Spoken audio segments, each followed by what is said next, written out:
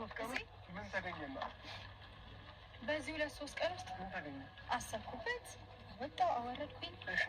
ሲቀጥል ደግሞ ማለት ነው ከአንተ ጋር ብቻ አይደለም ብዙ ነገሮችን ያሰብኩት ማለት ማውራት ካለብኝ ሰዎች ጋር አሰብኩኝ። አላ አይደለ አንዳንዴ ትልልቅ ሰው ሲኖር ጥሩ ነው እንደዚህ አእምሮ ያልበሰለ። አንዳንዴ አንተ ዙሪያ የሚኖሩ ሰዎች ብዙ አልበሰለም ነበር አእምሯቸው። እኔ ጋር ደግሞ የበሰለ ሰው መጥ ሰው አወራሁኝ፣ ተግባባን። ህይወቴን ለማስተካከል ወሰንኩ።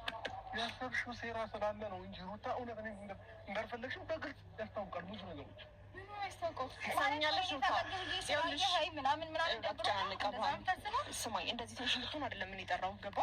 ግራ እያጋባች ነው። ምን ልበልሽ? አሁን ግራ የሚያጋባው ምን ታውቂያለሽ? ህይወቱ ላይ ተመልሰሽ መምጣትሽ ልቅ ነሽ ብትወጪ እኔ እና እሱ ሰላም ሆነን እንኖራለን። ገባሽ? ሁሌ እንዲለምንሽ እንዲለማመጥሽ ነበር አይደል የምትፈልጊው? እኔ አበረታሁት፣ እኔ አጎበስኩት። ገባሽ? እንደዚህ አይደለም ነገሮችን የምታስተካክለው አብርሃም። ስለለመንካት አይደለም ብትወድህ እንደዚህ ምናምን ስል ላይክ ትሪት ለማድረግ ምናምን መጣሽ። እንደዚህ አይደለም ህይወት የሚመራው። ገባሽ? በጣም የቱ ጋር ሰው እኮ አንድ ልጅ ሲወልድ እኮ ይበስላል አይደል እንዴ? እንደ እናት እንኳን እኮ መስዋዕትነት መክፈል ያለብሽን ነገር የከፈልሽ ሰው አይደለሽም እኮ።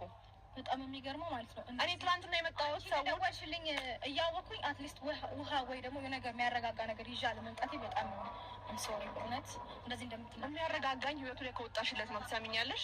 አልደረስኩብሽም። እኔ ደግሞ በታሪክ ይህንን ነገር ልተወው አልችልም።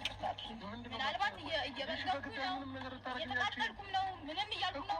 አይመለከተኝም። ስራዎች እንደማይፈልግሽ እየነገረሽ ከሆነ አማርኛ ሰሚም አሁን ስለተናደደ ነው። ልቡን ጠንቅቄ አውቀዋለሁ። አንቺ ያኔ ሺህ ጊዜ ተነግሮ ልደቱ መች ነው የሚበርድለት? ከስንት ቀን በኋላ ይንገርሽ እንደማይፈልግሽ። ሺህ ጊዜ እየለመንሽው ብግን ብለሽ ምን ብለሽ ግን አሁንም እሱ ጋር ነሽ። ገባሽ? አሁንም እዚህ ጋር ነኝ። አሁንም ከጎኑ ነኝ። እኔን ግን አሁን ነው እንደዛ ያለው። ገባሽ?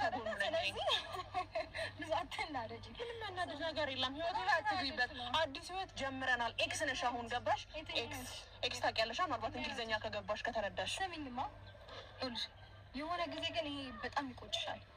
ምን አለ በቀረብኝ፣ ምን አለ እንደው ሰው የሚለኝም በሰማው ብለሽ አፍሽን እንደዚህ ይዘሽ አሁን እኮ በግልጽ ሩታ የመጣሽበት ምክንያት ነው ታውቂያለሽ። ተመልሰሽ ወደ እሱ ህይወት ልትመጪበት እንደሆነ ታውቂያለሽ።